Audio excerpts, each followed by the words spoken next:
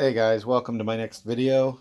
Today I'm going to be showing off something that isn't super common in the 3S world.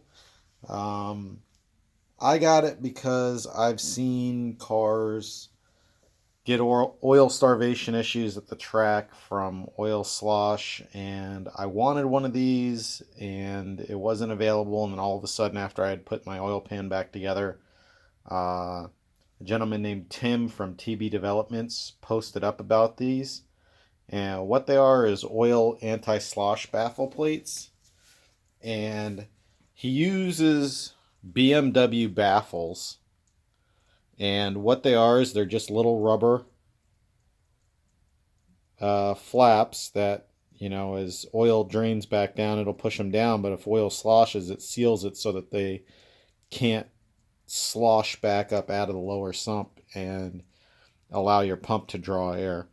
So it comes with the plate itself and with new longer bolts for it.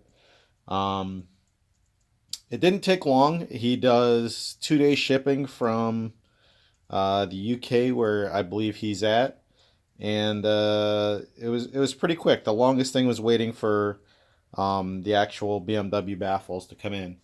So I have taken this out of the box. I have not tried to fit it on the engine because I want you guys to see if there's any fitment issues or anything like that. So what I'm going to do is spin the camera around, and I'm going to try and dry fit this on the upper pan around the oil pickup and the side plate that's on there. And then if everything fits good, we'll take it off. I'll do my RTV bead. I'll put this down, do the secondary RTV bead around the top, and then put the lower pan on and torque those all down. So I don't think that there should be any fitment issues, but let's find out. So luckily, it only took me like 4 days to get the two pans separated and cleaned off to where I was happy with it. I already chased all the thread holes with a tap, so I'm not going to have any issues with the bolts going back in with RTV being stuck in the holes or anything. So what's nice about this that I see right away is that's how this is going to sit on there. You cannot put this on upside down. It will not work. So let's go ahead and try and fit this. He said you just angle it and then it should drop on. So, and look at that. A little bit of a hang up there. Okay. So that's it, how it's going to sit when it's mounted. So these are going to allow the oil drain back and it'll prevent the sloshing. And you can see how much it encloses this area. And even if these don't fully open, like if they're cold or the oil's real thick, it still has all this area to drain back. So I'm not super worried with the oil drain back aspect. And he said he's had people running these for a while, but this is very similar to every other oil anti-slosh plate that I've ever seen. Most of them, instead of using actual baffles, they just drill a bunch of holes so that it can't slosh out as fast. Like you'd have to be going crazy hard in a turn with super thin oil to get it to really slosh out through the holes. So I actually like this design a little bit better just because they're proven. They have some research behind them with BMW and everything else. So I really like this. I like that it just dropped right on like that. So I feel pretty confident. I'm going to pull that off. I'm going to goop it with some RTV, and then we'll get this plate back on, and then we'll sandwich the plate between the lower oil pan. Now the one thing he said is try and avoid these with getting the RTV to squirt in. Usually they don't come in that far, but we'll just take note of that and be careful. So I'm going to lift this off, and it should come off just as easy if I can grab it. So we're going to come off that bolt. There you go. So I'm just going to put on some gloves because I want to be able to lay down a decent bead and kind of smooth it out. I'm not a fan of working with RTV just because it always makes a mess. And no matter how careful you are, you end up with it somewhere. Alright, so I'm using a new tube because I don't want to get any lumps or pre-cured pieces or anything like that where I have to worry about it allowing for a gap in the oil pan and it not sealing. So just something to consider when you're doing one of these. Now, I already wiped this all down with brake clean and everything else. You know what? I'm just going to hit that one more time. Not that it feels oily, but taking an oil pan off in the car to clean it because it didn't seal properly sucks. All right.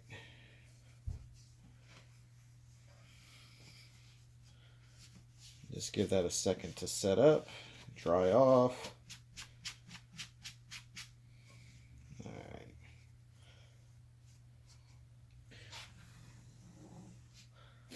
All righty. So, and unfortunately, I can't find my little Permatex key. Is it in this tube? Oh, it is in this tube. Nice.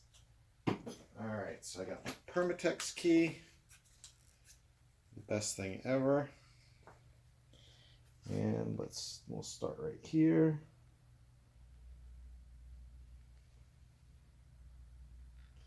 Now I always tend to go a little bit crazy when I do an oil pan just because like I said, I don't want to have any leaks. And that's one of the reasons why they're always such a bitch for me to get off. Probably use half as much as this and still get a really good seal. I am going to go back and put a little more around each bolt hole just because I don't want any leaks by the bolts.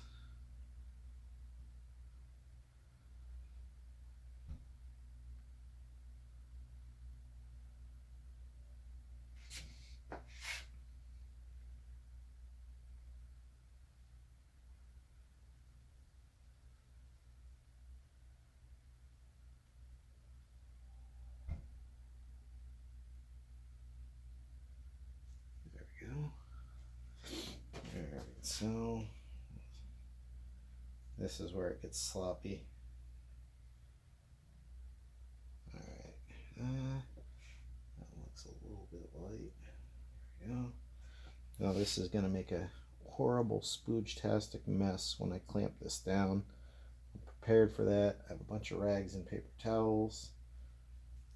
I'll go a little bit heavier right there. There we go. Alright. So let's get this on.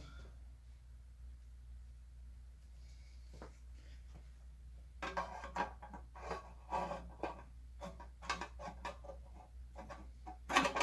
we go. Boom. All right. And let's do the second lap of silicone. Well, RTV.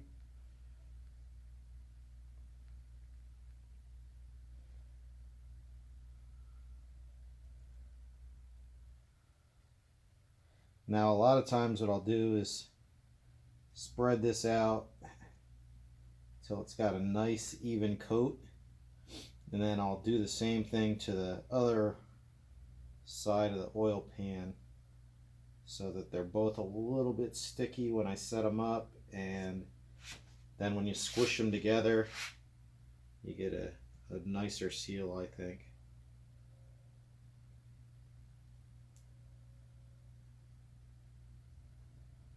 So I'm going kind of close to the edge on this because I want to try and stay away from the baffles.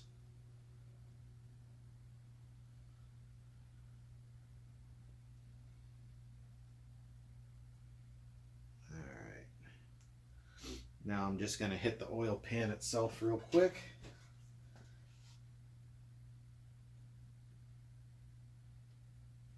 Since this has the dimples on this side, you want to make sure that you get enough in there that it's going to fill those dimples and not have an air pocket where it doesn't seal very well.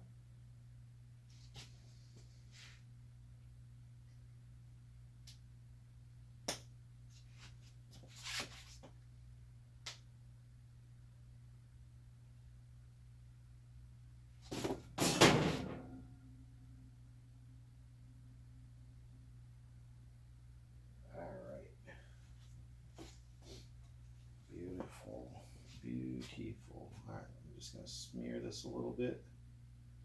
I know a lot of this isn't going to be in camera just because of the fact that I'm trying to focus on how the plate goes on. There we go. Nice. Wipe this off my hand so it doesn't end up on everything else. Alright. So, let's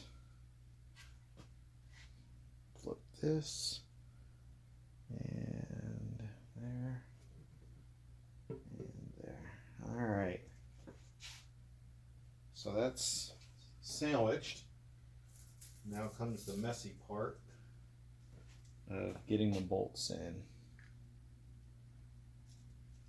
Now usually I'm pretty much a neat freak with having like extra silicone, well, I keep calling it silicone, but extra RTV like spooging out the sides and around the bolts and everything else. And what kind of broke me of that habit was on the DSMs, they have a lot of, oh, see how that one's pushing out? That's where RTV is stuck in the bolt hole. So I found if you pull the bolt out and then put it back in, it stops that from happening.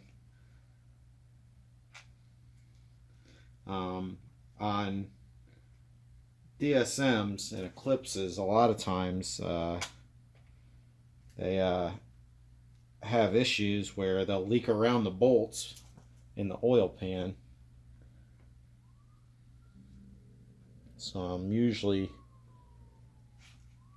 overdoing it on the RTV and the bolt holes simply for the fact that I don't want to have any issues down the road.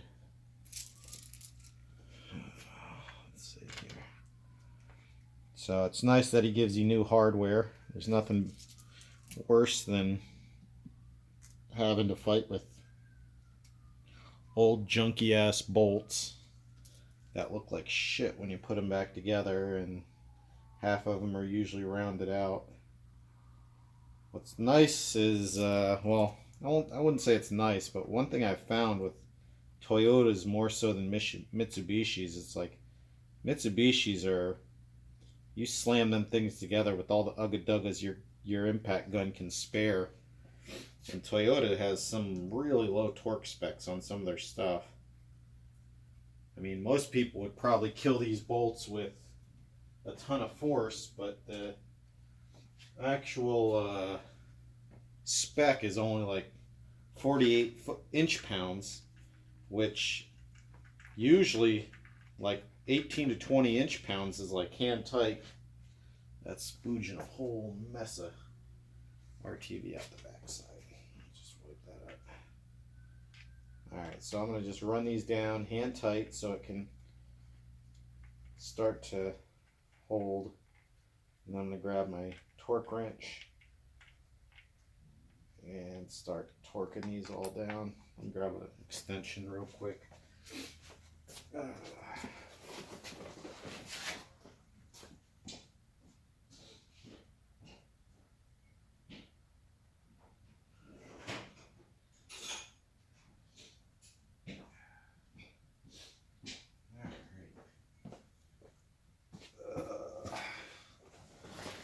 Surprising how much room the engine takes up with that straight intake manifold on there.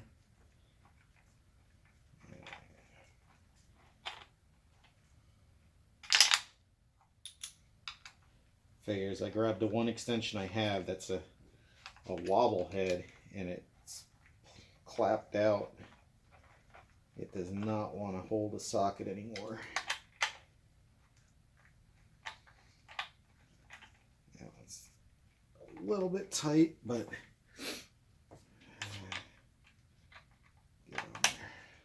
just gonna assist.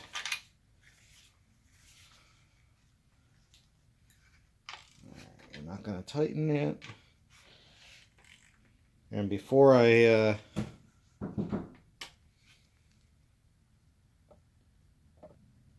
sorry about the pause there. Mail person just showed up with a box from Racer X for me, so I have some more parts to install after the oil pan's done. But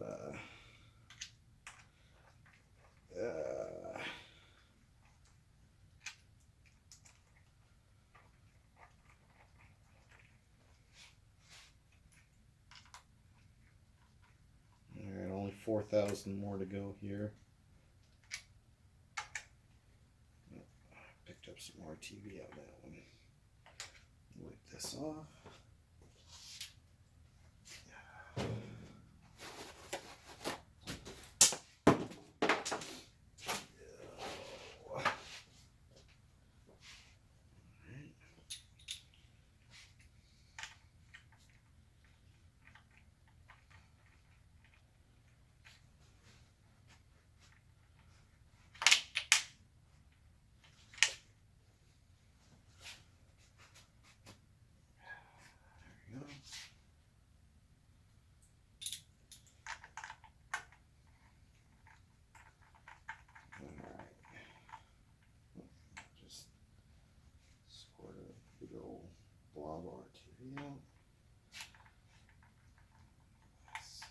Alright, so we are ready to start working our way around. I'm going to be ready with that. Let me grab those two nuts that go on there. One nut. I do like my nuts. Alright, just grab this one. I'm just going to wipe the junk off of that, junk off of that. Alright, 1, 2. There we go.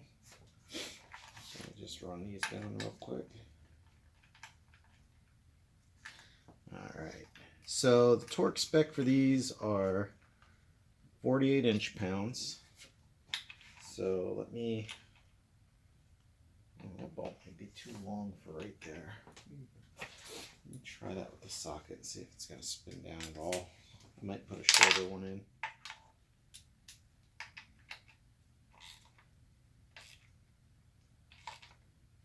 Yeah, that bolt seems kind of long. Okay, so we're going to back that one out and grab one shorter bolt for right there.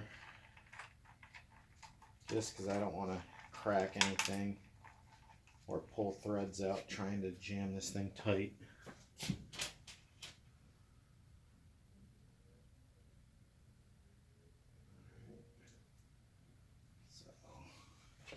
I'm going to put that guy in there.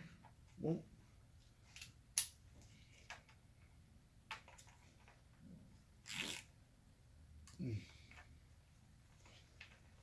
See how this one does. Oh yeah, much better.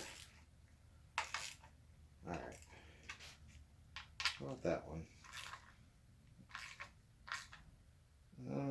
I don't like that one either, so we're going to change that one out also. This is one of the reasons why I like running stuff down by hand instead of an impact, because I could have probably impacted that until it stripped the bolt or cracked the thread pocket for that. Alright, put that in there.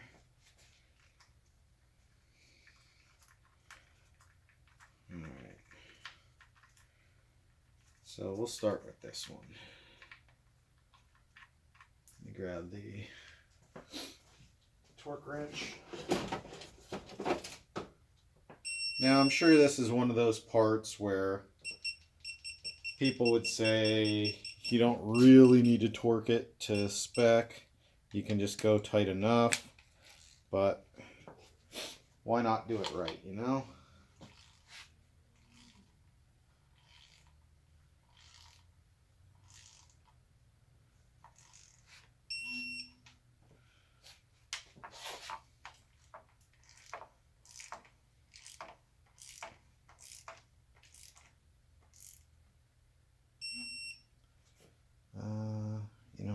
kind of work my way around like this.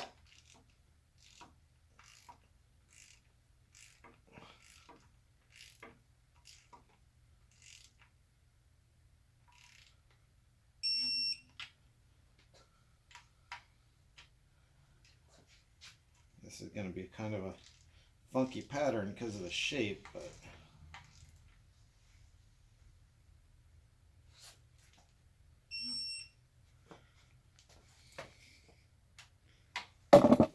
sorry.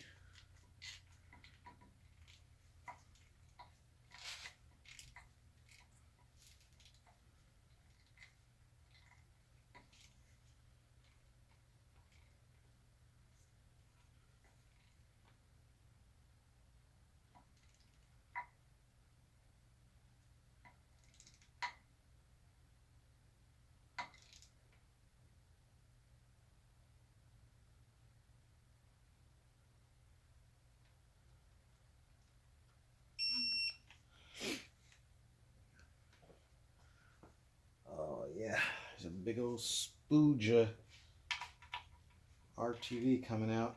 It was funny because I could feel it through the torque wrench. The RTV squirting out.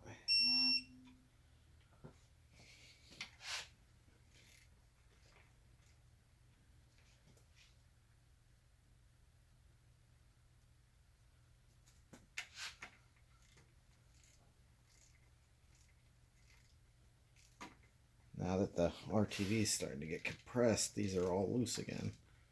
There we go. We'll go this one.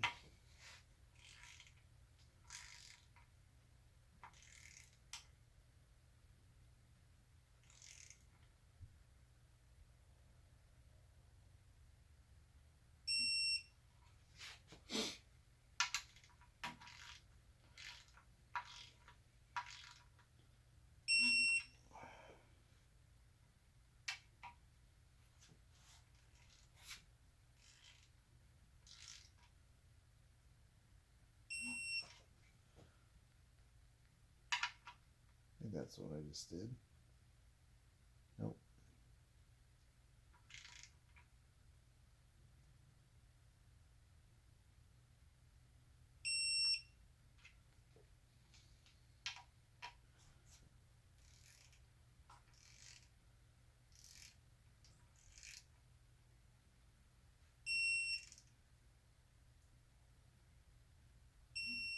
So what I'm going to do is, because these have RTV in it and it's got some squish to the RTV, is after I torque these down, I'm going to let it rest for like a minute, and then I'm going to go back around and give everything one more shot with the torque wrench just to make sure that it wasn't giving me a false reading just because of the RTV getting squished.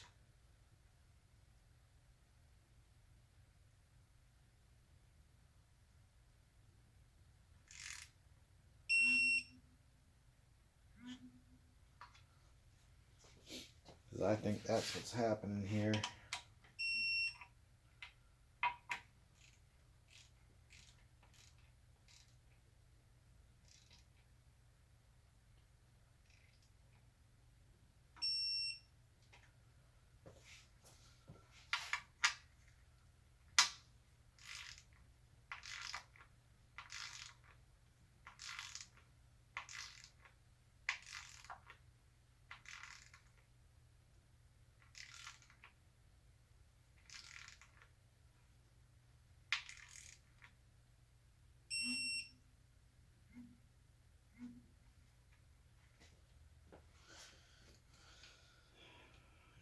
That's most of them. I think there's one more down here. This one right here.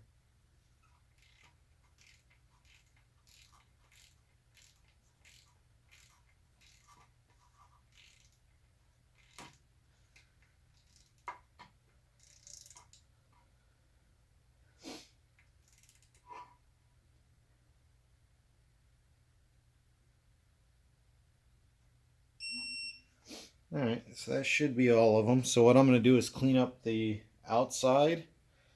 There's a lot of stuff hanging out now. And that's why I wanted to keep it well away from the baffles, because it's doing the same thing on the inside.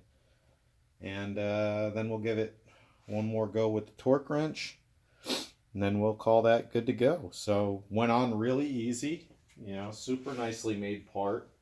From the time I ordered to the time I got it was pretty quick, considering it was coming from the UK. And had awesome communication with him the whole time. So I was happy with that. There's nothing more annoying than buying from someone that's in another country and you never hear from them until the product shows up. Always gives you the warm fuzzies to know that you can reach out to them and talk to them. Alright, so that side looks good. I'm going to come down this way. The other thing that's good with this is it is allowing me to push the RTV back into the groove that the oil pan and the baffle plate make, so that it's just giving me a nice, good heavy seal all the way around. So I don't have to worry that anything's got a gap or anything like that. Just going to do a little bit of cleanup on the edges here. So, alright, this one's going to suck.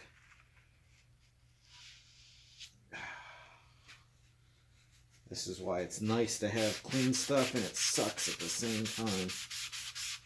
There we go. That looks like a shit show.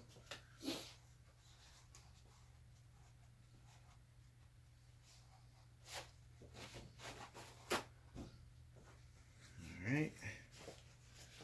Coming down this way.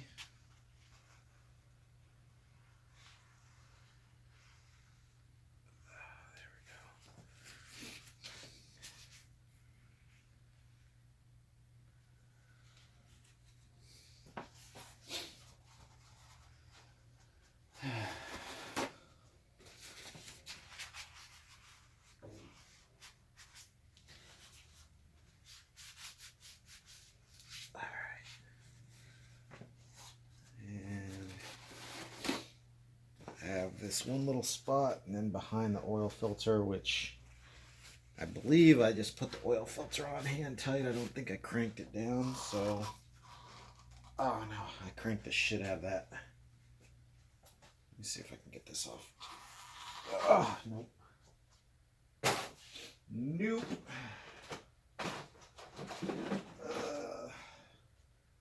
Alright, so short of me going and getting the oil filter wrench, that ain't coming off, so I guess like this. You know what? I kind of want to get the oil filter wrench. I want to make sure none of that shit's in the way. You know what? That worked. There we go. That worked. I smeared it everywhere, but it's off the oil filter.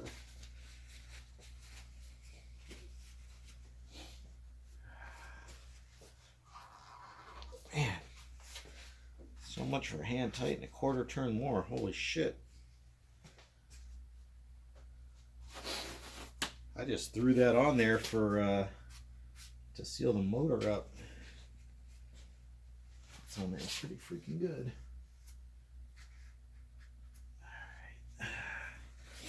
So I'm just going to go around one more time.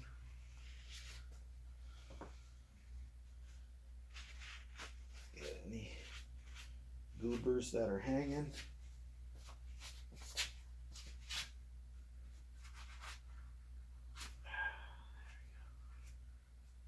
Alright, let me grab an oil filter wrench. I'm going to take that off. I don't like doing sloppy work like that.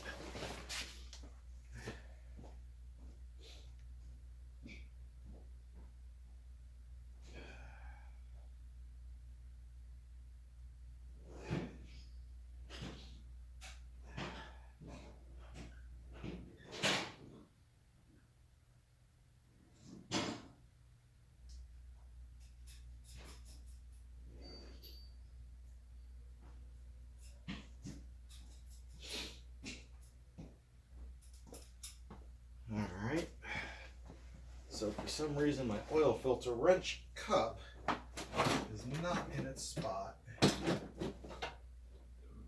I don't see it on the bench. So I'm just going to use the old claw of death, which kills me because this is a brand new filter. Oh man.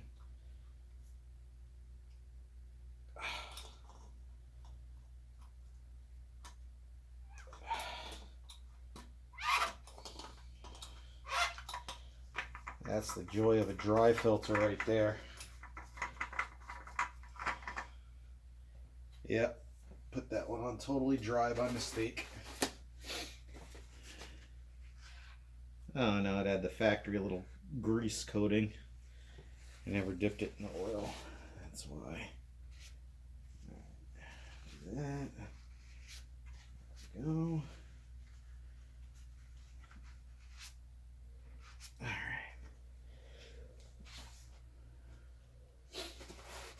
One more rag. I don't think that there's glue right there. There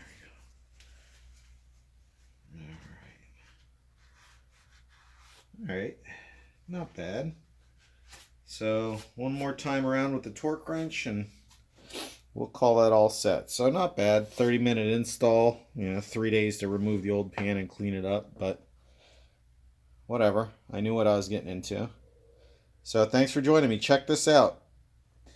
This is from TB Developments. The guy's name is Timothy, and you can find him on the mr2 groups. Check him out. Good stuff. Till next time, guys.